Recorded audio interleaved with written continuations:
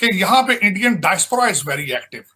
एक तो वो हमसे इंडियन काफी, एक तो पॉपुलेशन में ज्यादा है, दूसरी हमारी फाइनेंस इकोनॉमिक बेस्ड माइग्रेशन हुई, उनकी education related education based migration हुई।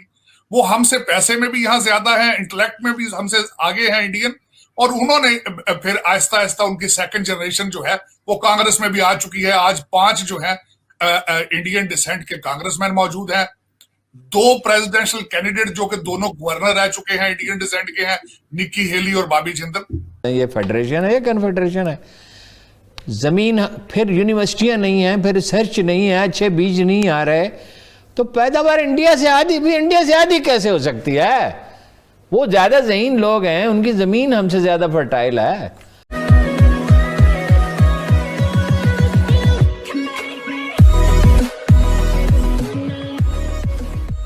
नमस्कार दोस्तों। अब अगर आप देखो ना, इंडिया और पाकिस्तान में सबसे बड़ा डिफरेंस क्या है कि जो अब्रोड में जाते हैं, मतलब यूएस हो, यूके हो, फ्रांस हो, कहीं पर भी जाते हो, तो इंडियंस जो जाते हैं ना वो वहाँ उनके रूल्स एंड रेगुलेशन को मानते हैं और उसके अलावा उसकी सिस्टम का एक पार्ट बनते हैं। एजुकेशन लेने के लिए खास करके सबसे ज़्यादा जाते हैं इंडियंस, और वहाँ की एजुकेशन लेते लेते वहाँ का कल्चर उनको पता चलता है, उनके रूल्स एंड रेगुलेशन पता चलते हैं कि भाई इस देश में किस हिसाब से हमको बिहेव करना पड़ेगा, और फिर वहीं रहते हैं। और उसके बाद उस सिस्टम का पार्ट बनते हैं, और उस सिस्टम का पार्ट बनते बनते वो ऊपर चले जाते हैं। जैसे कई सारे बड़े नाम हैं, अगर यूके की बात करें तो ऋषि सुनक सबसे बड़ा नाम है कि भाई जो अभी यूके के पीएम है।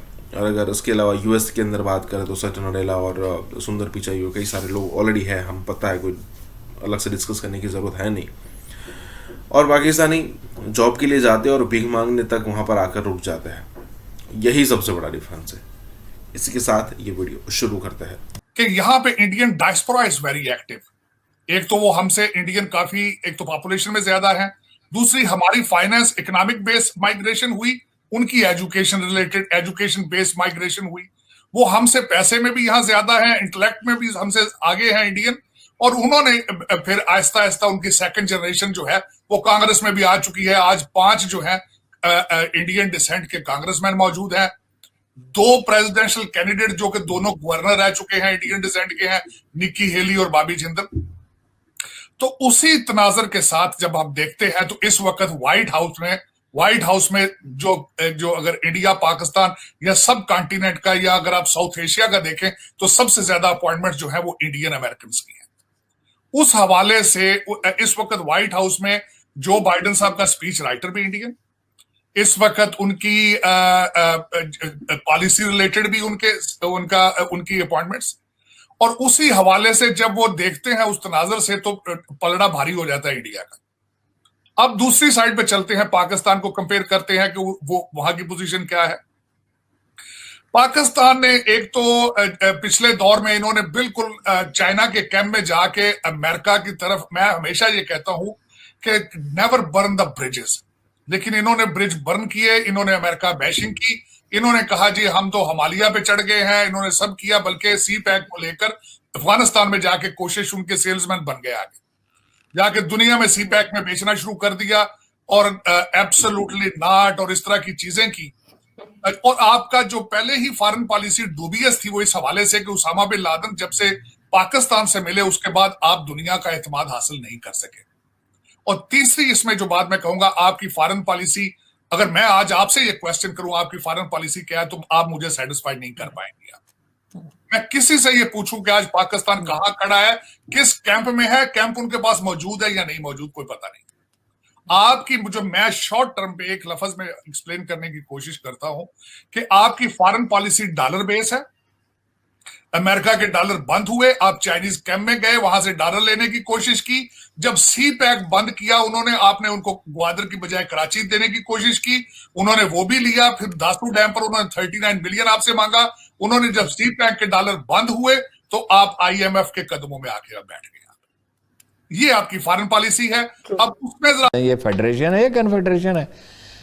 जमीन, फिर यूनिवर्सिटियां नहीं है, फिर रिसर्च नहीं है, अच्छे बीज नहीं आ रहे, तो पैदावार इंडिया से आधी भी इंडिया से आधी कैसे हो सकती है? वो ज्यादा ज़हीन लोग हैं, उनकी जमीन हमसे ज्यादा फर्टाइल है। खान साहब अपने दुश्मन खुद है अल्लाह का फजलो करम से। महंगाई, बेरोजगारी, हवाई दावे, मतलब अभी उसकी स्याही खुश्क नहीं हुई, उनके उन वादों की गूंज अभी फिजा में बाकी है। 1 करोड़ नौकरियां, 50 लाख मकान, अभी फिर कह रहे हैं चंद दिन की बात है, ये दिन गुजर जाएंगे, अभी महंगाई खत्म हो जाएगी। 5 साल मैंडेट महंगाई कैसे खत्म होगी? देखिए दुनिया में इंडस्ट्रियलाइजेशन तो एक अलग इशू है ना, जिसकी तरफ हमारा रुझान ही नहीं है।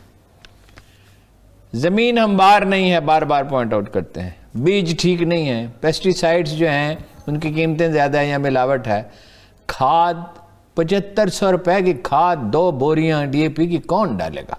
अगरचे गंदम की कीमत बढ़ा के 1950 कर दिया है बखील ही, 2000 सीधी करो। अच्छा गंदम वहां जाती है, इसका नतीजा ये है कि वहां जाती है सिंध, यहाँ से आटा चला जाता है, एक मसनूई बहरान पैदा होता है। भाई आप इस वक्त इंडिया की भी बात नहीं की, इंडिया की चले कर लेते हैं, वो भी चाहिए मुझे, क्योंकि आपके हर मिनिस्टर ने और आपके प्राइम मिनिस्टर साहब ने चीनी, पेट्रोल, हर चीज को इंडिया के साथ कंपेयर कर दिया। मैं आप उनकी फॉरेन पॉलिसी भी एक्सप्लेन करता हूँ थोड़ी सी, वो क्या है। यूनाइटेड नेशन जनरल असेंबली में यहाँ पे मोदी साहब आए, पूरी टीम के साथ जहाज भर के आए, हर चौक पे यहाँ पे उनका सारा एक कैंपेन चलाई गई।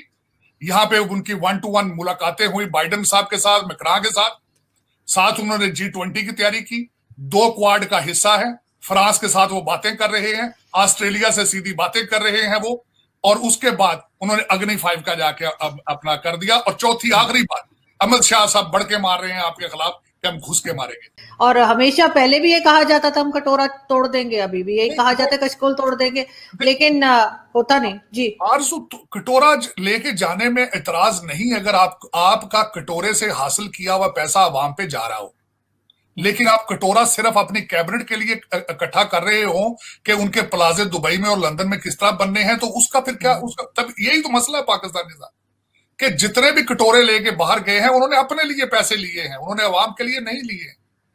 देखिए ना, अब ये अब इसका बयान देना चाहिए सब। मैं आपके जो इस वक्त जो मिनिस्टर तरीन साहब हैं, उनका आपके पंडोरा पेपर्स में नाम है, उनके पास कौन सा अखलाकी इस वक्त जवाज है कि वो कैबिनेट में बैठ के कौम के फैसले करें?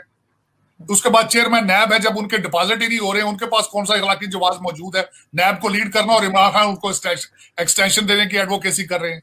अखलाकी जवाब भी तो होना चाहिए ना किसी चीज का, कि भाई हम कौम के सामने जवाब दे हैं, हम उनके नुमाइंदे हैं, लेकिन डिस्कस ही नहीं है। जब आपकी लेजिस्लेशन किस जवाब से बंद कर दी गई है और कंट्री ऑर्डिनेंस पे चल रहा है, इस तरह तो डिक्टेटर्स ने भी नहीं किया अपने दौर में।